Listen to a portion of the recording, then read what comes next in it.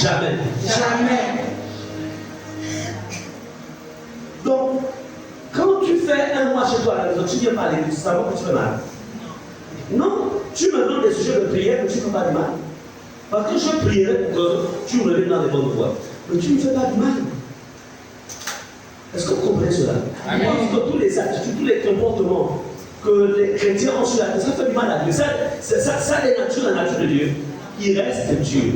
Il est saint. Il est dans son palais royal là-bas dans le ciel. Vous comprenez cela? Il est seulement désolé de ce que il a envoyé son fils Jésus, pensant que tu t'accrocherais à cette grâce, mais que tu te mets à vivre hors de la grâce. Mais ça ne dénature pas Dieu. Vous pensez que le pasteur Magdalene et sa femme, ils vont rester sur la terre comme de vous. Vous pensez? Ça veut dire que le jour-là, si Jésus dit, bon, tu as été mon berger, entre le peuple et toi, qui rentre le premier, dis d'abord moi. Le peuple va me suivre après que je sois berger.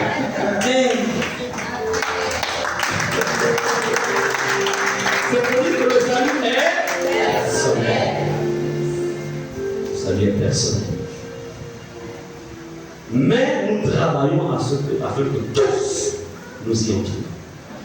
Amen. Amen. J'avais dit à ma femme, je dis, écoute chérie, on est mariés, je t'aime très bien. Très bien. Mais dans l'histoire du ciel, là, on oublie le mariage. Chacun pour soi. Pour tous. Vous savez, si vous avez eu un petit aperçu du ciel, juste un petit aperçu, il y a des choses que vous verrez. Il y a des compromis que vous allez abandonner. Ça, je vous le dis. Vous savez que juste un petit aperçu. Nous allons voir les acquis de la croix dans une vie. Qu'est-ce que la croix apporte dans une vie? Qui te permettra de comprendre que ta vie est passée par la croix. N'oublions pas que c'est à la croix que le Fils de Dieu est mort pour notre salut, pour notre délivrance. Comment savoir qu'est-ce que la croix apporte? Écoutez, on va nous lire ce qui est bien, c'est que on a notre lectrice qui est là, qui nous permet d'économiser la voix. Alors, tu vas me lire 1 Corinthiens 9, verset 16 et le verset 27. 1 Corinthiens, chapitre 9, verset 16 et le verset 27. 1 Corinthiens, chapitre 9, au verset 16, il est écrit: si j'annonce l'évangile, ce n'est pas pour moi un sujet de gloire, car la nécessité m'en est imposée. Et malheur à moi si je n'annonce pas l'évangile. Verset 27, il est écrit: mais je traite durement mon corps et je le tiens assujetti, de peur d'être moi-même rejeté après avoir prêché aux autres. Amen. Amen. Amen. Nous sommes en train de voir les acquis de la croix dans une vie. Si tu ne vois pas ces choses-là dans ta vie, c'est que tu es loin de la croix ou que tu n'es pas passé par la croix. Écoutez ce que l'apôtre dit. Si j'annonce l'évangile, ce n'est pas pour moi un sujet de gloire, car la nécessité, je dirais, de la croix par laquelle je suis passé m'en est imposée. Et malheur à moi si je n'annonce pas l'évangile. Le premier acquis de l'œuvre de la croix dans la vie de quelqu'un, c'est le zèle. Répétez le zèle. Le zèle. Le zèle. Le zèle. Si ta vie est zélée, ça veut dire que tu es passé par là. Parce que c'est une bonne nouvelle. Tu ne peux pas garder la bonne nouvelle pour toi-même. Tu viens de ramasser peut-être 50 000. Tu vas nous dire, attends, j'ai ramassé 50 000. Je ne sais pas, bon, je suis assis et j'ai ramassé 50 000. Pour toi, c'est une nouvelle. Est-ce qu'on est ensemble? Tu ne vas pas la cacher. Mais pourquoi beaucoup de chrétiens aujourd'hui ont des bouches cousues? C'est-à-dire qu'à saura qu'il ou qu'elle est chrétienne. Dehors, il se conduit, elle se conduit comme le païen.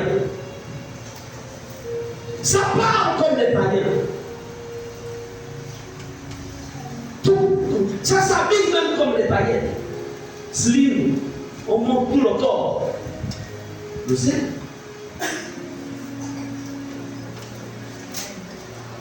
Est-ce qu'il y a le zèle dans ta vie? Est-ce qu'il y a le zèle? La parole dit, si j'annonce l'évangile, la nécessité m'en impose. Quelqu'un qui est passé par la croix n'a jamais la bouche fermée. Il saisit toutes les opportunités pour présenter Christ. La personne avec laquelle peut-être ils vont tous au marché et l'autre lui dit, bon vraiment je ne comprends pas mon commerce là, vraiment tout ce que je fais ça. Pour lui c'est une occasion de dire ok, il vient de m'ouvrir une porte. Et il dira, tu sais, Jésus peut changer ça. Amen. Jésus peut changer. Tu sais, moi j'ai Jésus dans ma vie, que j'ai donné ma vie à Jésus, vraiment, je vois sa main dans mon commerce.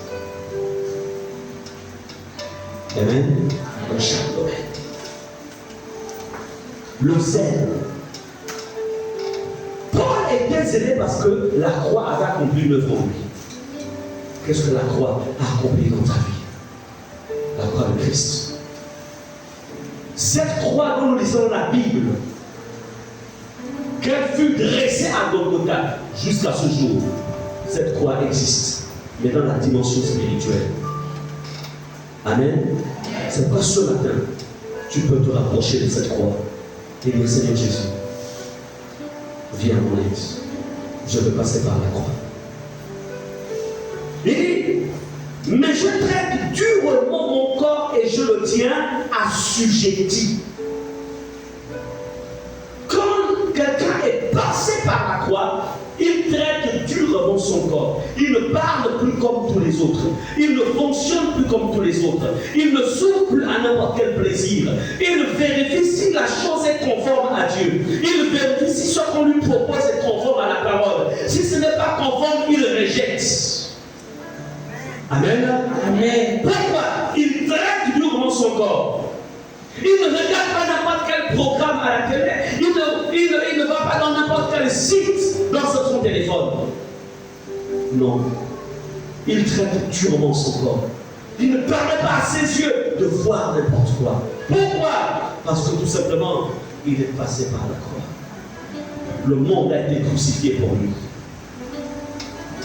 Qu'en est-il de David? Oh, je ne parle pas d'être engagé dans un groupe. Je ne parle pas d'être actif à l'église. Tout ça, c'est bien. Mais il faut être sûr que tu es d'abord passé par la croix. Un service qu'on exerce dans un groupe sans être passé par la croix, c'est de la sorcellerie. Vous me direz pourquoi? Mais parce que tu trompes le pasteur. Tu nous trompes. Tu nous fais croire que tu es engagé, mais en tout temps tu fais semblant de prier encore. Même la croix, en fait, c'est l'imitation, c'est pas le vrai parlant, tu limites. Tu as bien écouté ça, et puis tu as commencé en fait à étudier. Ah, elle dit Cora. Cora. Dis. L'obra. Et puis, prions ça, Koraba, l'obra, Didi. Mais il y a beaucoup d'imitateurs comme ça.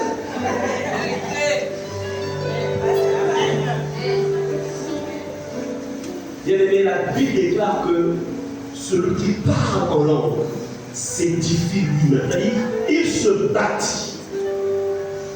Quand quelqu'un a le vrai baptême du Saint-Esprit et qu'il parle en langue, il se construit. Il construit sa sainteté, il construit sa consécration, il construit sa vie de prière. Mais quand on rabat, tu es la même personne qui critique, qui calomnie, qui ne paye pas sa vie. Quand tu te sens dans sa vie, tu calcules. Ah non, c'est quand même j'ai pas pris sur le gars, j'ai l'enfant hospitalisé pour je l'enfant touché à la limite, c'est tu vois ma situation, non? Mais quand on est bâti dans le Seigneur, il dira moi d'abord. Moi d'abord. Mon impôt m'a dit, le reste là, je vais m'en occuper, mais moi d'abord. Est-ce qu'on peut cela? Amen. Ce matin, on n'est pas là pour condamner, on est là pour aider. Amen. Dénoncer ce que le diable vient mettre dans le secret pour effacer cela. Amen. Amen. Amen. Les acquis de la croix. Lorsqu'on est passé par la croix, les richesses de ce monde ne sont plus une priorité. Amen. Les richesses de ce monde, ce n'est pas une priorité. Lis-nous Philippiens 3, verset 8 à 11. Philippiens chapitre 3, verset 8 à 11, il est écrit: Et même, je regarde toutes choses comme une perte, à cause de l'excellence de la connaissance de Jésus-Christ, mon Seigneur, pour lequel j'ai renoncé à tout. Et je les regarde comme de la boue, afin de gagner Christ, et d'être sauvé en lui, non avec ma justice, celle qui vient de la loi, mais avec celle qui s'obtient par la foi en Christ, la justice qui vient de Dieu par la foi, afin de connaître Christ et la puissance de sa résurrection et la communion de ses souffrances en devenant conforme à lui dans sa mort pour parvenir. Jusqu'au verset 11. Et si je puis à la résurrection d'entre les morts. Alléluia. Amen. Amen. Lorsqu'on est passé par la croix, Église, on ne s'accroche plus aux richesses de ce monde. Parce que quelqu'un qui est passé par la croix réalise en vérité qu'il est étranger sur la terre. La terre n'est pas son domicile final. Il est de passage. Et quand quelqu'un est de passage, il n'investit pas tout dans le pays où il est de passage. Il ne garde que l'essentiel. Mais tout ce qu'il a, il envoie ça dans son pays d'origine. L'église, son pays d'origine, c'est le ciel. C'est le ciel. Quand vous voyez un enfant de Dieu qui ne dort plus, il passe son temps à se plaindre, il court après les richesses, il court après les choses de ce monde. Il n'est pas passé par la croix, soit il s'est éloigné de la croix. Je ne veux pas ici dire qu'il faut être paresseux. Ce n'est pas ce que je veux dire. Tu travailles et tu bénis Dieu pour ce qu'il te donne. Amen. Mais en vérité, dans tout ce qu'il te donne, c'est d'abord pour le royaume de Dieu. Amen. Tu as ta part et il y a la part du royaume. Quand tu as, tu te réjouis. Quand tu n'as pas, tu te réjouis aussi. C'est là où Paul a dit: je sais lui plaire dans l'abondance comme dans le manque. Il dit: je regarde toutes choses comme une perte. À cause de l'exemple de la connaissance de Jésus-Christ, mon sauveur. Pour lequel j'ai renoncé à tout. Il a renoncé à la gloire. Il a renoncé. Il dit: je regarde comme de la boue. Il regardait l'or comme de la boue. Pendant que toi tu regardes l'or comme avec les étoiles dans les yeux. Mais lui, il passe, il va être de la boue.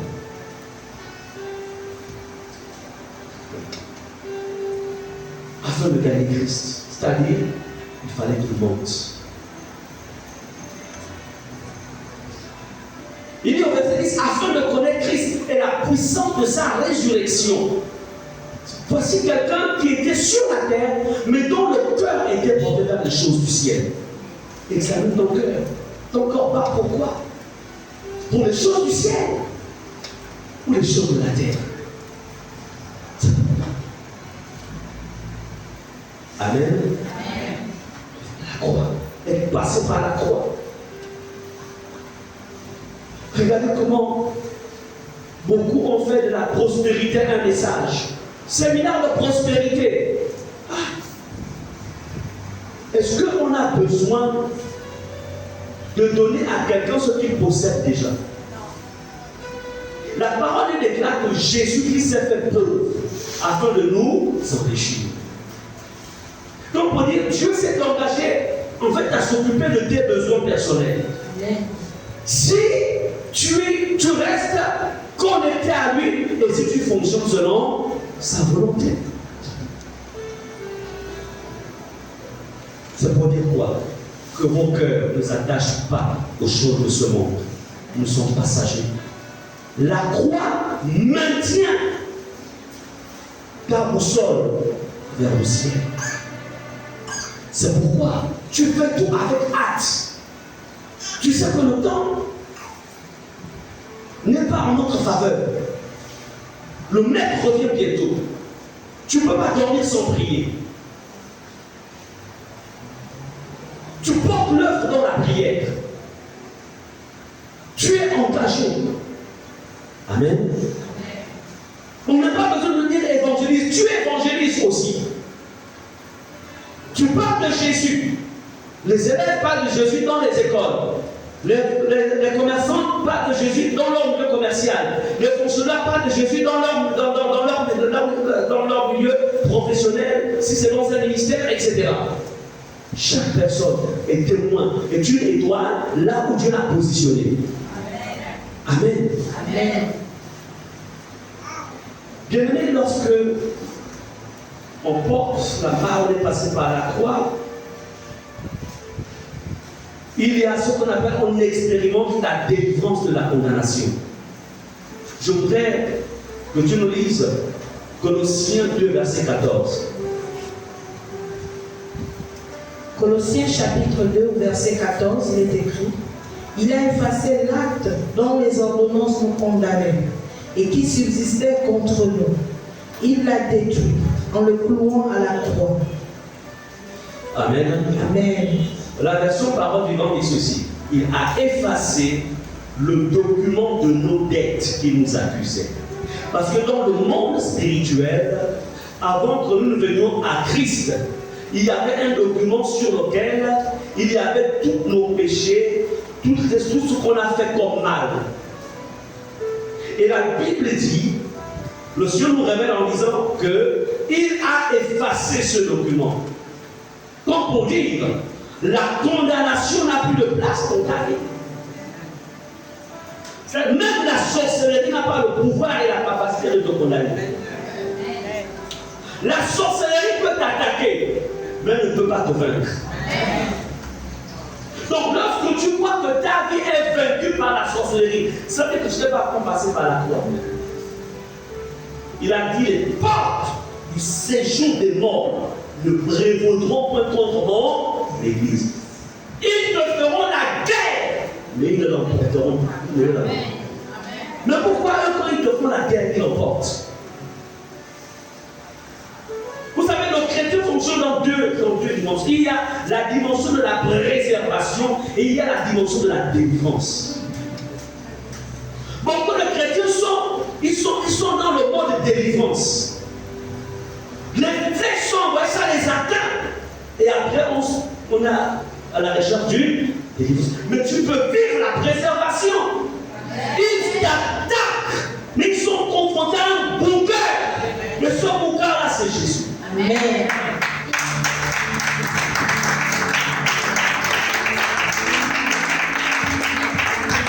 Aujourd'hui, on a des chrétiens spaghettis. Vous avez le spaghetti, non? Chrétiens spaghettis. On dit au nom de Jésus. Au nom de Jésus. Au nom de Jésus. Je refuse. Je suis un roseau. D'être un roseau. Le roseau, c'est comme le spaghetti. Je refuse au nom de Jésus. Je déclare. Que le Seigneur mon Dieu. Fais de moi. Et me donne fondu. Plus dur que de mes ennemis. Plus dur que celui de mes ennemis. Amen. Amen. Attendez, c'est-à-dire qu'un sorcier qui tourne quand il vient, il se rend compte qu'il est piqué, il y a la chaleur. Eh bien, On a fait une délivrance vendredi dernier, avant-hier à l'église. C'était un cas. Et je le demande à me regarder, dis-toi là, on va voir comment tu as résisté. En fait, c'est même pas un esprit humain. Mais regarde. Voilà. Regarde bien. Même toute l'équipe qui était là. Mais ce qui est particulier, c'est qu'en fait, cette personne était sous les eaux avec les deux agents des ténèbres qui la maintenaient et une marmite à côté. Et le Seigneur l'a sorti de là pendant ce travail. Et elle a retrouvé sa liberté. Amen. Mais voyez, ça c'est la dimension de la délivrance. En vérité, ne recherchez pas la dimension de la délivrance. Recherchez la dimension de la préservation. Vous savez, quelque chose qui est préservé ne peut pas être touché. Vous savez, dans nos maisons, souvent, les mamans ont souvent ce qu'on appelle une vaisselle assez spéciale. C'est là. Vous avez vu quand même l'enfant, quand il regarde, il va commencer à briller. Et il y a même la clé, hein. Vous avez vu que l'enfant peut essayer de le tirer. C'est pour les grandes cérémonies. Ce sont des vaisselles VIP. Ça ne se touche pas n'importe comment. Ils sont ensemble.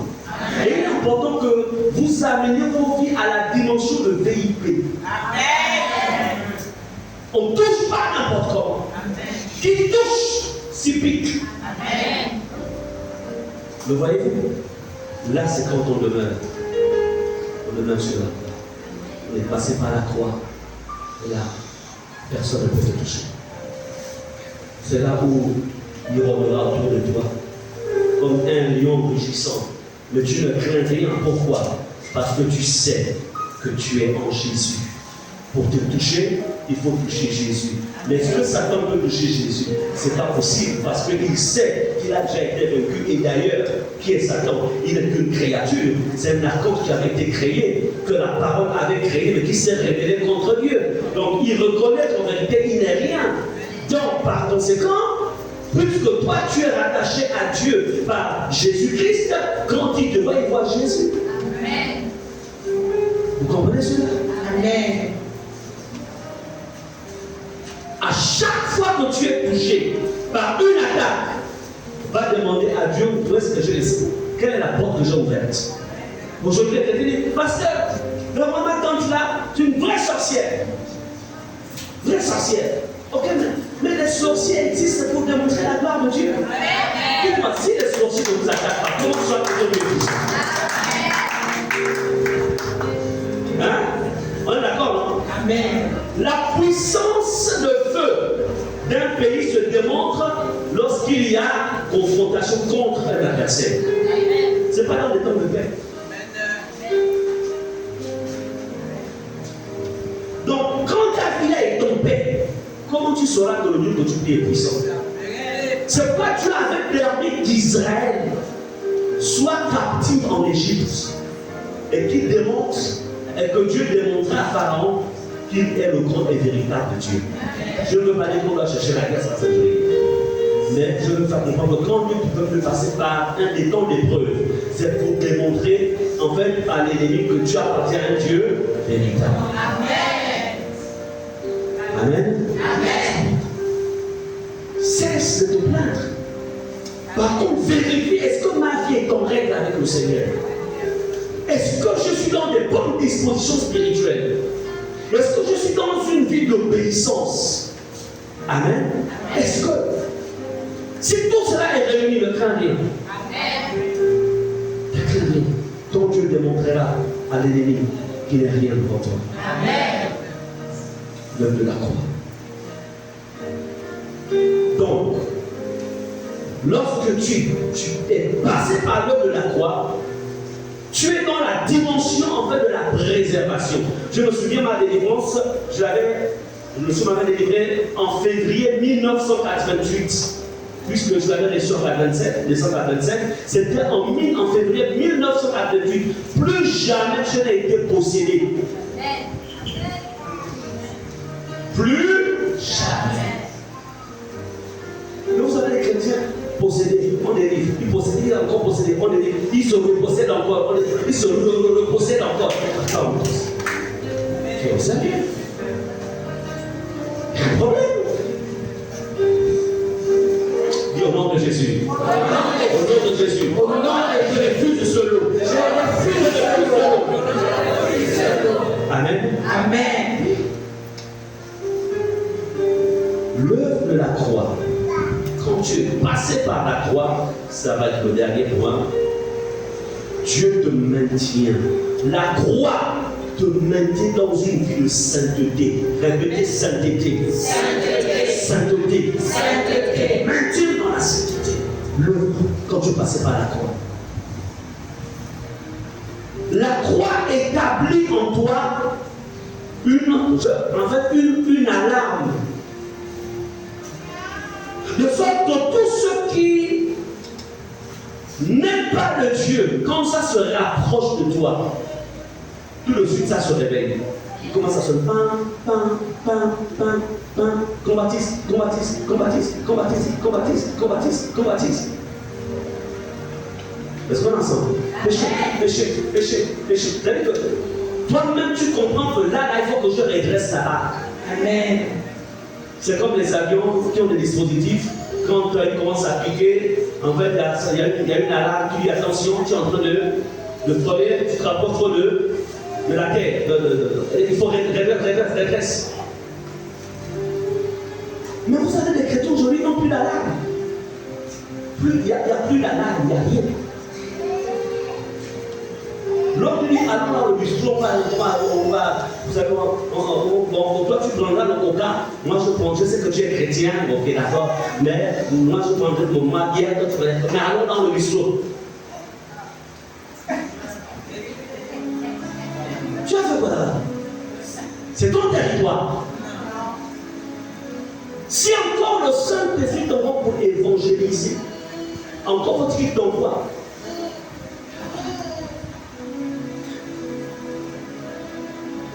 Bien aimé, écoutons cette parole qu'on dit dans Galates 6, verset 14. Galates 6, 14, dis-nous ça. Galates chapitre 6, au verset 14, il est écrit: pour ce qui me concerne, loin de moi la pensée de me glorifier d'autre chose que de la croix de notre Seigneur Jésus-Christ, par qui le monde est crucifié pour moi, comme je le suis pour le monde. Amen. Amen. L'apôtre Paul nous dit ici, lorsque quelqu'un est passé par la croix, il dit le monde est crucifié pour lui. La convoitise des yeux, la convoitise de la chair, l'orgueil de la vie.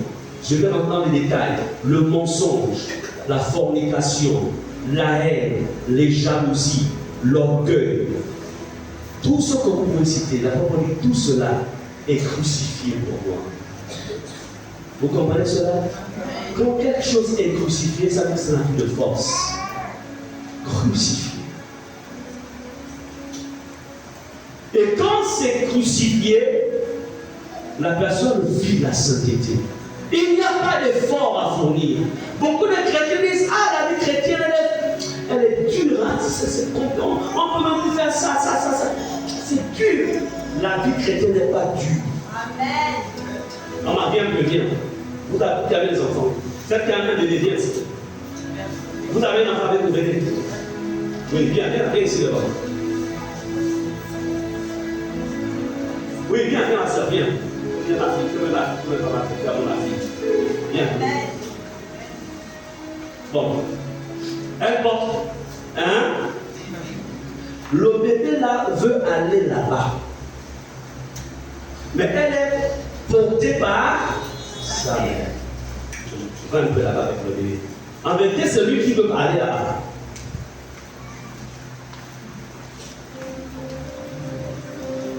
Reviens encore ici. Repars encore. En fait, c'est le bébé qui va aller. Reviens encore. Elle peut faire autant de tours. On est d'accord? Dites-moi, quelle est la fatigue que le bébé va sentir?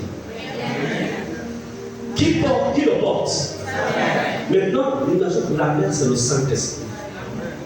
Le bébé, c'est le chrétien. Est-ce qu'il peut dire, ah, c'est dur, hein? Tous les tours là, c'est non. Et qu'on ensemble.